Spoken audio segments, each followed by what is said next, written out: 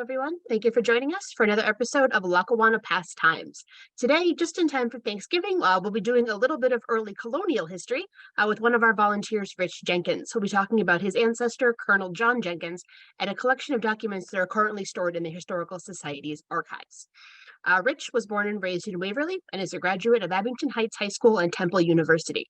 He was a professional jazz musician for 35 years and is now retired. He now studies early colonial history, both as an archivist and living historian, concentrating on the Wyoming Valley. He's a member of the PHMC Archival Board, as well as the Jacobsburg Historical Society Board of Directors, and we're pleased to announce was most recently named the Lackawanna Historical Society's 2022 Volunteer of the Year, mostly for the work he's been doing on this collection of documents from the Jenkins family. So Rich, I'll turn the program over to you. Take it away and tell us about your illustrious ancestor. Glad to be here. Mary Ann asked me to come in and give a little lecture, I guess. It's more of a little retrospective. About 3 years ago, I was looking for a journal of Colonel John Jenkins, one of the early settlers in the valley, an agent for the Susquehanna Company, and a leader of the Connecticut settlement during the Yankee-Pennamite War. So I showed up at the door like Sarah was discussing, and I said, "Hey, I'm looking for this journal." Mary Ann walked into the library, comes out with 2 journals and says, "Which one?" I got 30 boxes upstairs. So what I like to look at it, how I like to say it is be careful what you wish for, because it might come true. Most people do a little genealogical research and maybe come up with a birth certificate or a census report. I wound up with 3,500 documents, all from 1750 to about 1820, regarding the early settlement of the Wyoming Valley, which at that time, let's say during the 1770s, Scranton was not even considered a town or a village. It was called House Meadows at the time. But the Wyoming Valley went from Wilkes-Barre proper all the way up through, let's say, House Meadows, Dixon City. That would be the gist of it. But so I come in, I find these documents, and we started going through them, and I quickly realized what they were all about. And since then, I've donated some of my time to the Lackawanna Historical Society over the last 3 years. We spent the first 2 years indexing the collection, and then we've received a grant last year and have had it curated and how do I want to say, they've given us a game plan to go forward. What we'd like to do is bring the collection to the public, and in doing so, we would need to digitize it and also transcribe quite a few of the records. Our, how do I want to say it, our timeline would probably be about another 3 years.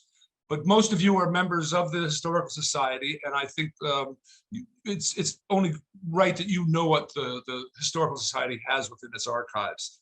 What I'd like to do is show you maybe the first photo that we have in our list. So when I came in, we went upstairs and I looked in the closet. This is what was in the closet, not just a census, not just a birth certificate, but the early records of the Wyoming Valley. Like I said, there's 3,500 documents in it. Of course, there's maps, surveys, deeds, that type of thing. But there's also military muster rolls. What we have here in the with the Susquehanna Company being formed, you would buy a share into this company, and with that, you would be able to receive about 600 acres if you came out and settled within the Wyoming Valley, left Connecticut and came out here. At the time, this area was considered Connecticut. How do I want to say it?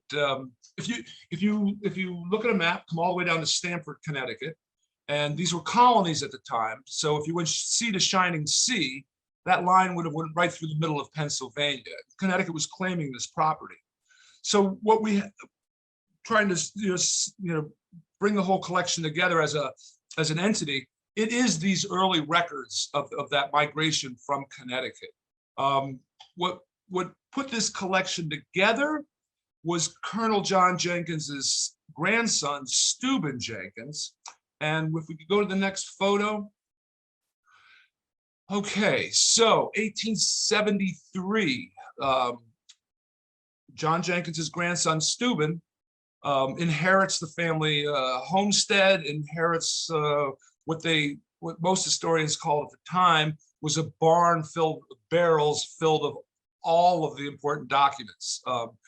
The Jenkinses were early administrators, legislators, military leaders. So this is what we believe was the reason for all of these documents coming into one collection. So this Jenkins Institute of History and Science ran for about 15 years. From what I found out, it was located at the corner of 8th and Wyoming in Exeter, Pennsylvania. And it was a 3-story building. These are only a portion of the archives that came out of there. I've heard Steuben at one point, the colonel's grandson, had the largest collection of Indian artifacts anywhere in the country. That was there. I've heard of pieces of the Sturbridge Lion, the original locomotive that ran here. Pieces of that were in it. The collection was broken up, let's say around 1885 with Steuben's passing. And from there, it was given to the PHMC, portions of it went to the Connecticut Historical Society. And somehow we received this collection. What happened was, I think Steuben's daughter had married another historian by the name of Wilcox. When William Wilcox passed away in 1940, within 2 years, the collection came down to the Historical Society. And I shouldn't say came down. I think at that point, the Historical Society was actually in the Everhart Museum. So that's how the papers came into the Lackawanna Historical Society. Really, at that point, I think the concentration of the Historical Society was predominantly on coal, iron, the Scranton family. These papers went into a closet upstairs and had literally stayed there up until about the time I had discovered them. So let's dive into the collection a little bit real quick. Can we go to that next photo? What we have here is a share purchase from 1785. It's signed by John Franklin. John Franklin and John Jenkins were the 2 leaders of the Susquehanna Company out here. So someone in let's say, I believe this one's in Hartford, Connecticut. They had purchased this for £2, and a share in the Susquehanna Company would give you the right to come out, settle, and if you had in 3 years, if the group had put together a church, a meeting house, and a school, they would now be entitled to that 600 acres, and it would go out in sections. I have a map. Let's just jump forward quickly here. Can we get that one right there?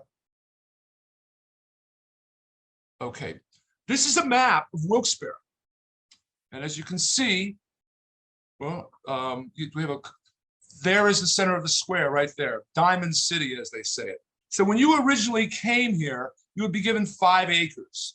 And what they tried to do was, within that rectangle of City Square, those were the first settlers in the area.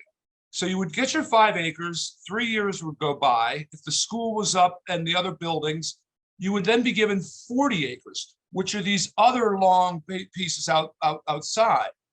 At the end of 10 years, if all that was taken care of, and what would happen was your city lot would be the first one. Your meadow lot, now where you can actually become a farmer, is the second division. And then the third and fourth divisions would be what we would call the woodland lots or the back mountain lots. And that's where you would get the bulk of your property. That would be 300 to 400 acres. But this whole idea of that original square, exactly this original square here, was they say it resembled Plymouth, early settlements, in that they would enclose the whole thing. You would commonly graze your cattle, your livestock, and really set up a little a village, as they say. Because at the time, we're 1763, 1769, 1772. These were when the first waves came out. There was nothing here, and the idea of Indian attack, as the war came along, the British would be involved as well. But that is what the Susquehanna Company would do. They would bring 40 people out at a time, i.e. the 40 Fort, which was the first 40 that came out, and they got to choose their position. That's where they wanted to be. But you would assemble it as a group of 40, make the original village, and if things proceeded, it would continue as such. Now let's go back a little bit to here.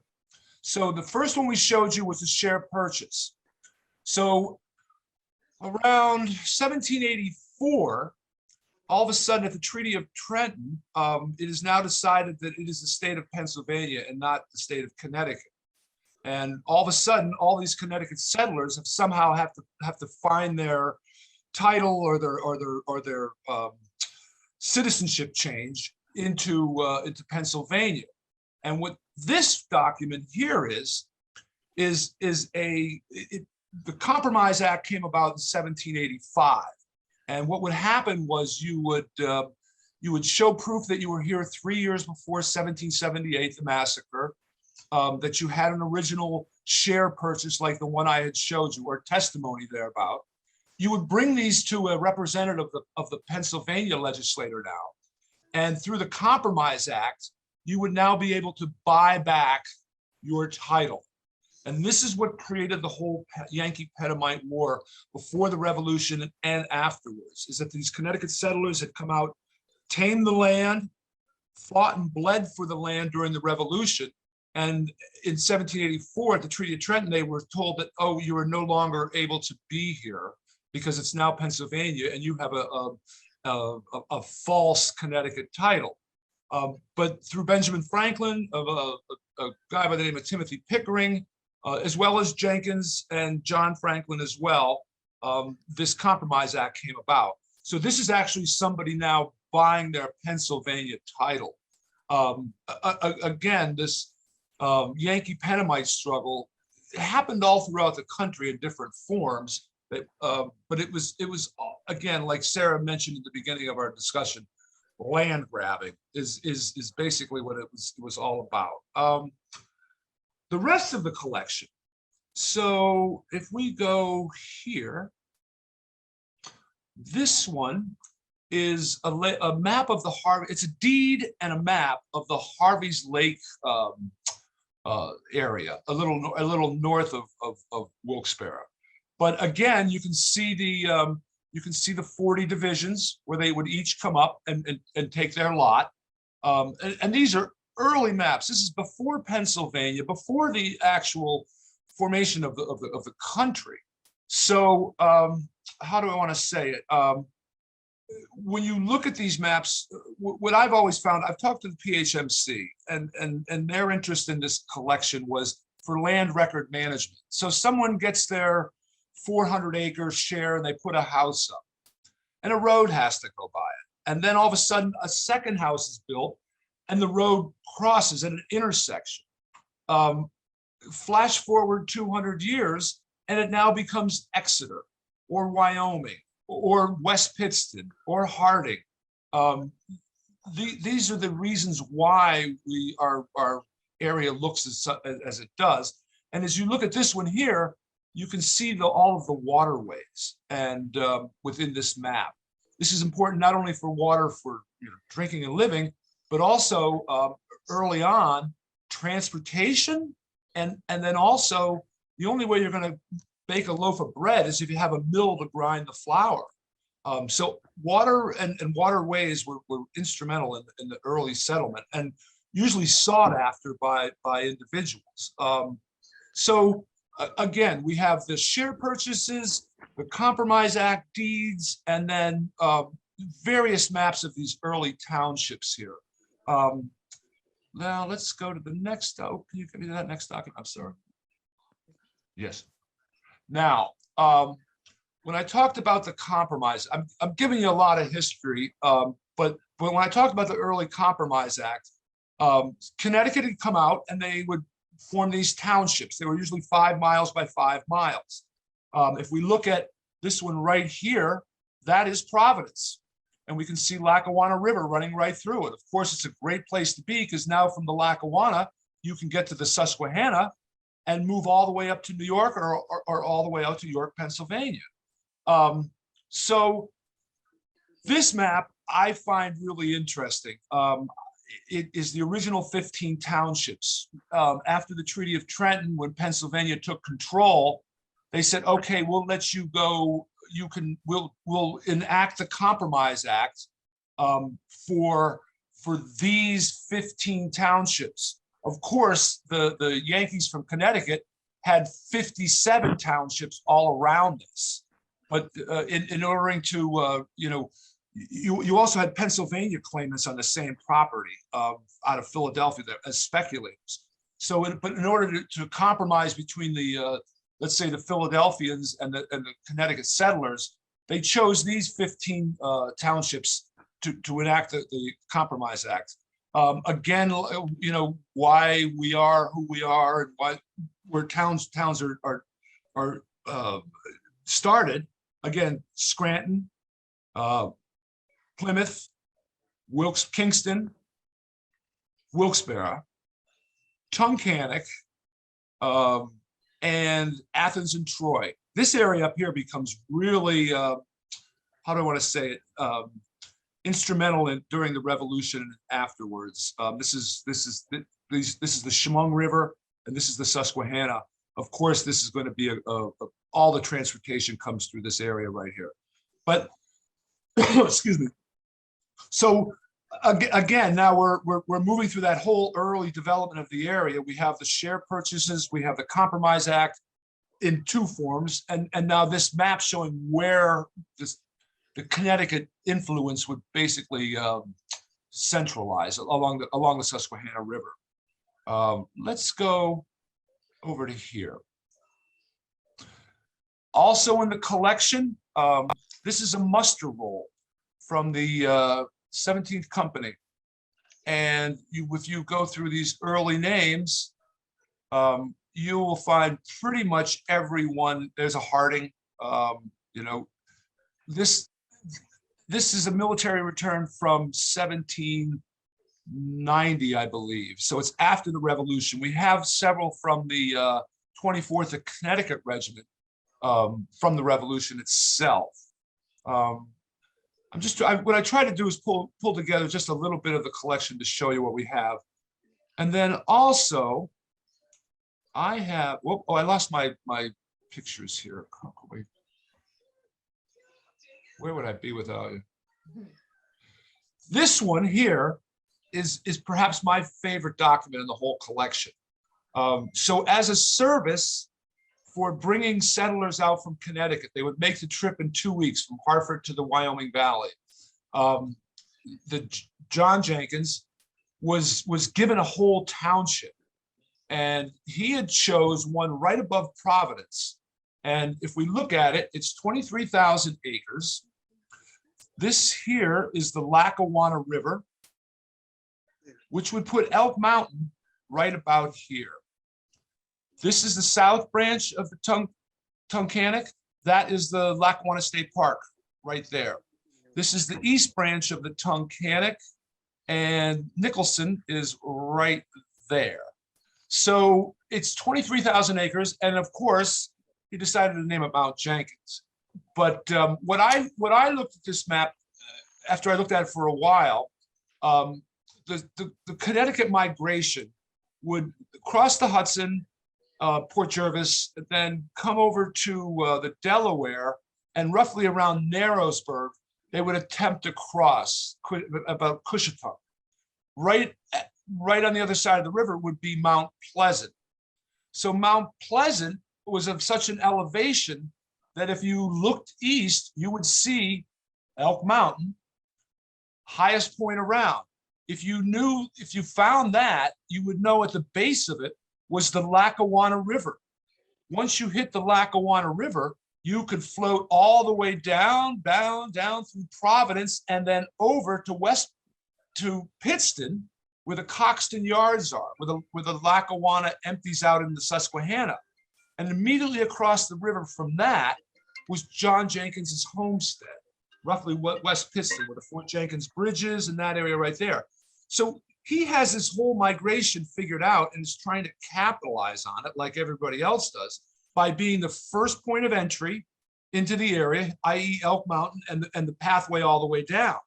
Now you have to remember, this was done on a land speculating, land grabbing, as you say. But if you look at this map, look at all the tributaries of all these rivers, okay? And what would happen was these could be mill dams. These could be sites where there would be, running water for families and crops. So he would, I think, how do I say it? He would lure you in. He would bring you out.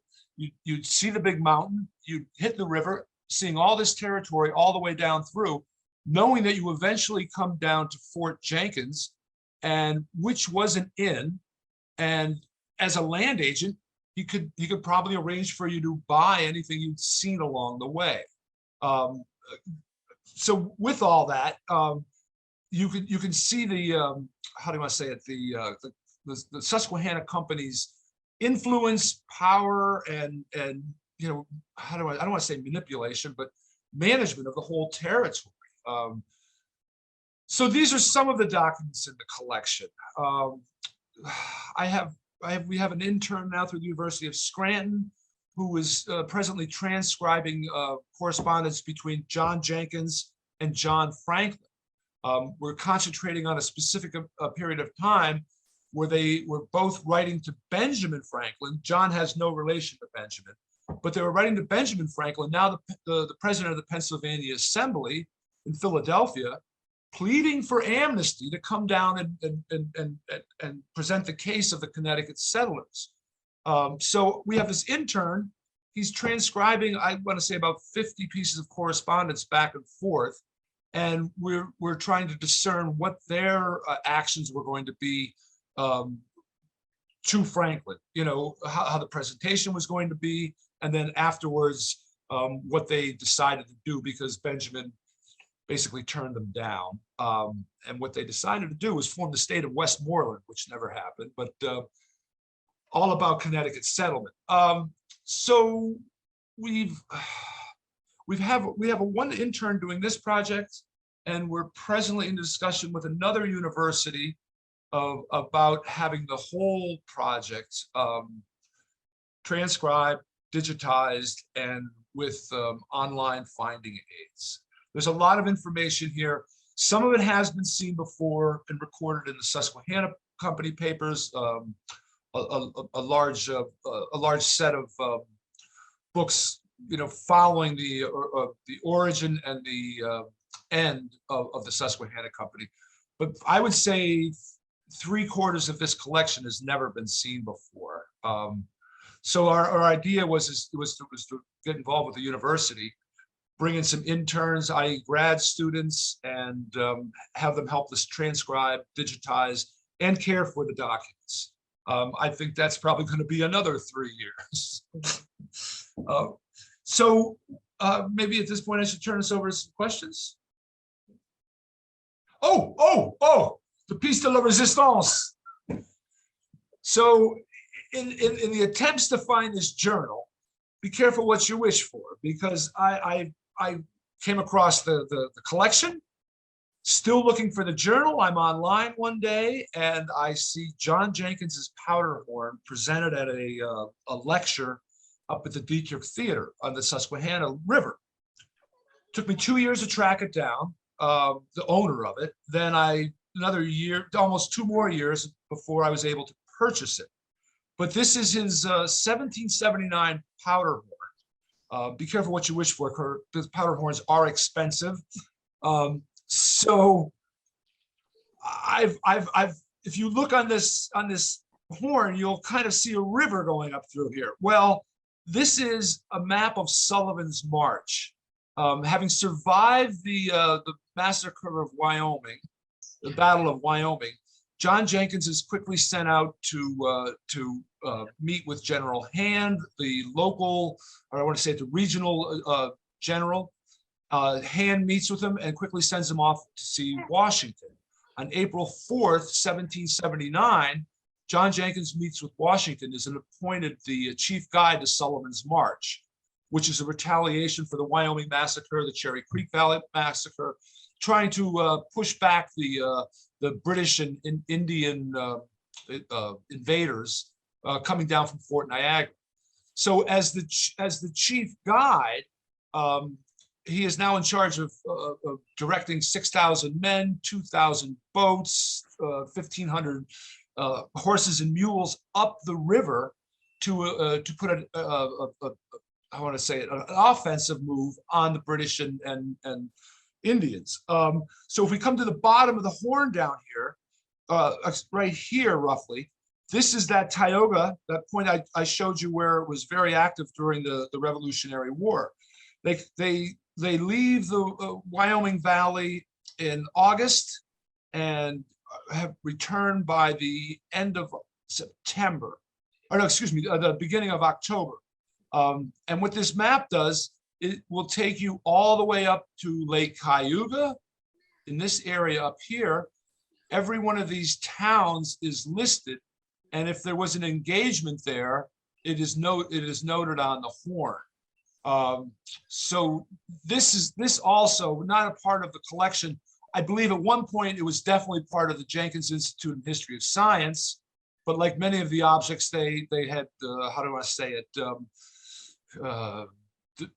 Went in different directions. I believe, from what I understood, this horn was actually bought in Athens at the Historical Society, which was right where Fort Sullivan was, right here. I recently took the horn to a gunmaker's fair where there's experts in this kind of thing. And what I was told that this horn, it's very large. It actually wraps around, this will go all the way around my hip here. But it's called a campaign horn. In the beginning, I thought it was given to him as part of his, his weaponry for the march. But what I was told that this is an early New England horn, probably from 1740 to 1760, which would mean that this horn predates the Sullivan's March roughly by 30 years. I believe this horn was actually used by John Jenkins or his father, Judge John Jenkins, to bring settlers out from Connecticut, from Hartford. The idea being that it would take 2 weeks to come out here, you would spend a month or so out here, and then you would have to take 2 weeks to get back. This horn carries roughly three pounds of powder, which would have been enough to take you back and forth. So this horn did two things. It helped settle the area via the Connecticut settlers, and then also we think went on the battle on Sullivan's March, and then was turned into a, as they say, a trophy horn for the colonel. So like I said, be careful what you wish for. I'm waiting to find a sword, a musket, maybe a uniform someplace too. So with all that, let's turn it over to any questions. Very good. Thank you, Rich. I can't believe you almost forgot the powder horn. That is the best part of the whole show. But it's neat. The maps that Rich was showing are some of our favorite parts of the collection. There's some really neat things, and there's census information and land deeds. But the maps are one of the best parts of it, to illustrate that there really was nothing there at all. And it's interesting to see how the region started to develop from the very, very beginning. To start, there was a question in the chat from our friend Tori Watkins in New Jersey, asking how the Historical Society came to have the collection. I think you touched on that a little bit in the beginning, Rich. If you could get into that a little more. Sure. So from what we understand, William Alonzo Wilcox was Steuben Jenkins' son-in-law. He was also an attorney and an historian like Steuben. And what had happened was Steuben passes away. The collection basically passes to William Wilcox and his wife, Catherine Wilcox, Steuben's daughter. William Wilcox begins to disseminate the collection, given a bunch of it to the PHMC, had given a lot of it to the Luzerne County Historical Society. The idea being that was the origin of most of the material, Luzerne County. But this came down in 1945 is when the accession was made. We don't know much about it other than it arrived, and not in the form you see on the table. We believe literally like big brown manila envelopes and in boxes. That's that. I think most of that work that you had seen done was about 1985. Something was when it was actually put into protective boxes, and that's as far as we've researched. That's what we know. It came back into our possession through the Wilcox family.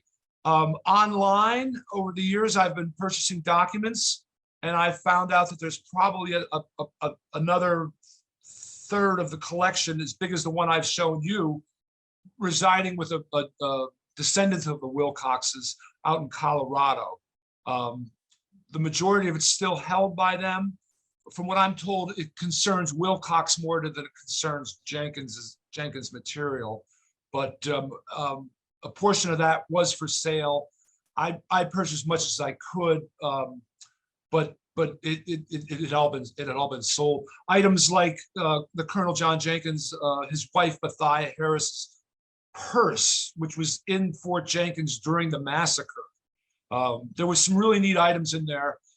We know where they were. We could probably track them forward. I think what we're trying to concentrate now is on what we have and presenting that to the public in a proper form. Our dilemma now is we have the collection indexed. We know what's in it. It's just not available for research due to the condition of it and the facility here in general. Like I said, our hope is within 3 years we would have it digitized for the public. All right, thanks, Rich. I see a hand raised from Alan. Did you have a question? And your microphone is muted, so if you could unmute yourself before you ask. Yes, hello. Hello. Thank you. I mean, a great presentation, and I am a long time. I love the Revolutionary War. I love the colonial history of the Wyoming Valley and the Revolutionary War era in general. And I am amazed that this collection exists. I think it's so exciting. I just wanted to share with you what really spun my head was when you showed your favorite part of the collection, that map of Mount Jenkins. It actually helped me identify. I wanted to share with you, and I would happy to share a copy. I actually have a contemporary copy of that map in my own collection, and I felt that it was local, obviously, because the Lackawanna River is noted, but I wanted to let you know about it because it's a bit more detailed in that it has the actual plot grid with the numbers on it. I'd love to see that. I would be happy to share it with you. If you could forward it to Sarah, that would be perfect. If you could email it to the Historical Society, that would be great. Our email address is lackawannahistory@gmail.com if you didn't have it, but that would be wonderful. Thank you for sharing that. Yeah, absolutely. Then there probably are some other things that you might be interested in seeing as well. I'd be happy to share anything I've been collecting. And this is our hope, Alan. The more people that see the collection or know of the collection, it struck a chord with you, and all of a sudden we know more information that's out there. Yeah, I was just amazed when you showed that map. I'm like, I have been trying to understand and have found no references to Mount Jenkins, although I knew the area. Actually, right now I'm living in the Scott Township area, so it's not far from me, right? And it's amazing the way these things come through. I'll just share a bit that I had purchased some documents. I'm a collector as well, from a woman in Colorado, and yes, this is the same woman we're talking about.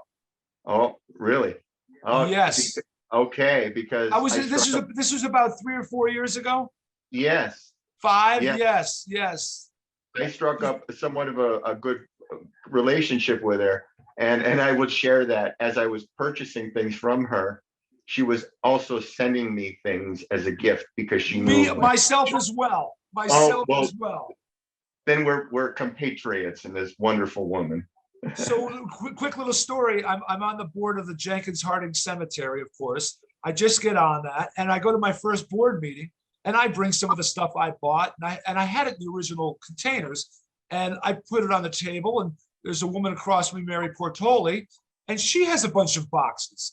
And I looked at her, and we both realized we were buying from the same place. the same woman you're talking about. So Yeah. she picked up some original sketches of Jenkins Harding Cemetery, several other items. We need to talk, Alan.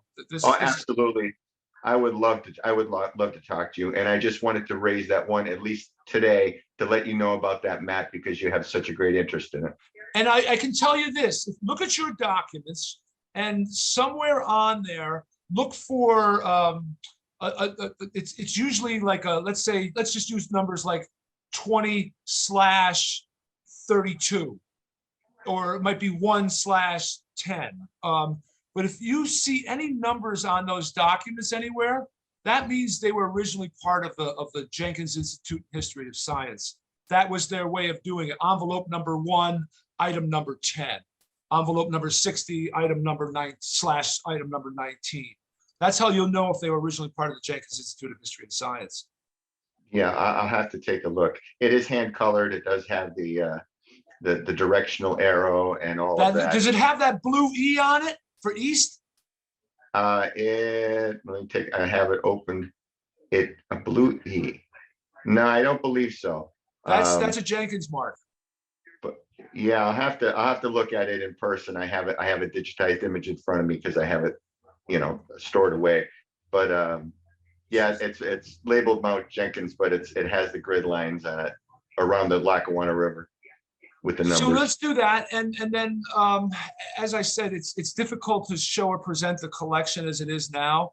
When you email us, I will send you an index, a spreadsheet of the collection. Yeah. If you'd like to bring some of your items to show and tell, I'd gladly make some time to show and tell you. Yeah, and I'd be happy to allow them to be imaged as well if that would be helpful. That would help a lot. That really would. And then also it starts to fill in all the holes. Within the collection a little bit. Very good. That's interesting, Alan. I appreciate it. How'd you find out about it? About the presentation? Yes. Oh, I just happened to be scrolling through the Facebook site and I noticed it and I marked it. And then I was actually there earlier this morning. Mary Ann was very kind to me in helping me with it. One of my in my genealogy. That was you. Yes, and she mentioned it as well and reminded me. So I made sure that I logged in because I was excited to hear your presentation. Very good. Very good. So thank you very much. Delita. I have a question on the horn. Was it normal to put a map on the horn? I thought that was interesting, but I couldn't see, visually. So what they call it within the Horners Guild, there's when I always tell everybody, horn was the 18th century plastic. I mean, obviously a powder horn, but they would turn it into combs, drinking cups, just about anything. It's called a trophy horn. It's there to represent a moment, a battle, a hunt, a kill, something like that. But what would happen was you would be like a shoemaker or a wagon, a wheel maker or anything like that. You would be a horner, which would actually be a profession. What we believe is, like I said, the horn was probably made in Connecticut or in New England, 1740, 1760. But the engraving on the horn obviously has to be done after 1779 because that's when the battle took place. You wouldn't have that information. So on the horn, you'll go up along the river and you'll see the city of Unidello. Underneath it is a little word, and it begins with a B and ends with a T. Burn. That's what Sullivan's March was all about. It was a scorched earth policy, and they had burned 60 Indian villages. So that the information was put on after the event, i.e. a trophy of sorts or a commemorative. And then from what I understand, he was in the Wyoming Valley until 1781. I had mentioned General Hand before, out of York, Pennsylvania. Most of the guns in this area were made out of York and Lancaster. and then also the accessories as well. So we believe that Jenkins conveyed the information to a horner who would have then engraved the horn for him. We don't believe he actually engraved it. That it was given to somebody to commemorate the battle. Let's say the march. So it was a way of keeping track of notes, actually. Kind of, the it's just event. like you would put it up on top of the mantle, I think is what it was, Right. it was really all about. Because as we can see, he was a surveyor and a map maker. I wasn't able to present it today. When he was chief guide for Sullivan's March, he fell in with the Department of Geographers, which I am now a living historian, and a member of the Department of Geographers. So in spending time with them, they had showed me maps that were done during the Sullivan's March by the Department of Geographers that John Jenkins helped create. So I knew he was a map maker and that kind of thing, but I don't think he actually engraved the horn. I think he passed the information on. I understand. Thank you. You're welcome. Thank you. Thank you. I see another hand up, one more question. Robert Molesky. And again, your microphone is muted, so please unmute yourself. Yeah, hi, I'm Bob Molesky. I live in Wilkes-Barre, Pennsylvania. And just curious if you know anything about Fort Defense. Ooh, so this is It's like a Jeopardy question. Yeah, this is Yankee. Fort Defense is Yankee Pennamite War, right? Yes. Okay, and I think it's just outside of Wilkes-Barre. I want to say east of Wilkes-Barre. It is supposedly, from what I've known, it's up around the Seven Tubs, up on the mountain. Exactly. Okay, right. Now you're probably going to be able to, I'm just going through my memory. You probably know more, but this was set up after the massacre as a quick defensive position. Yes. Apparently what happened is 70 men ran up into the mountain and hid in a cave for, I'm not sure exactly how long it is. Right. But I've been trying to find it. I can't find any documentation on it whatsoever. Tony Brooks. Do you know Tony? No. Tony Brooks is the president of the Wilkes-Barre Preservation Society. He's in charge of the Butler House at this point. Used to be the director of the Luzerne County Historical Society. Tony Brooks, he's also a city councilman. Oh, okay. You look for the Wilkes-Barre Preservation Society on Facebook, and you'll find Tony there. Tony could help you, and I'm quite sure Mark Rossetti at the Luzerne County Historical Society can help you out a little bit too. All right, yeah, because I'm an avid metal detectorist, and I found some interesting finds around the valley.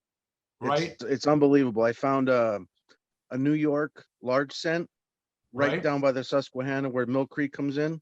Yes. That was 1787. Wow. And I found a grape shot from really? artillery over in Kirby Park. Got ya. Yeah. Mill Creek at the Susquehanna, if I'm not mistaken, that was one of the sites of the original Connecticut settlement. And the site of the first Wyoming massacre. Yes. Exactly. So that might have come from some of the settlers there at that point. Right. Well, 17. that's what I'm thinking. It's just unbelievable. Like, I live literally right by the General Hospital, and I can only imagine what's under the ground right here. That whole area is very early. And then also I'm going to give a little lecture for the Francis Doris Archaeology Group, and we were discussing Coxton Yards, where they presently have a dig going on right there. Discovered a lot of stuff, but Coxton Yards, getting back to that little story I told you about coming down the Lackawanna, hitting the Susquehanna, that right across from West Pittston, that was the original settlement right in that area, one of the first down in that area. And it's also one of the first encampments of Sullivan's March leaving to go north was at Coxton Yards as well.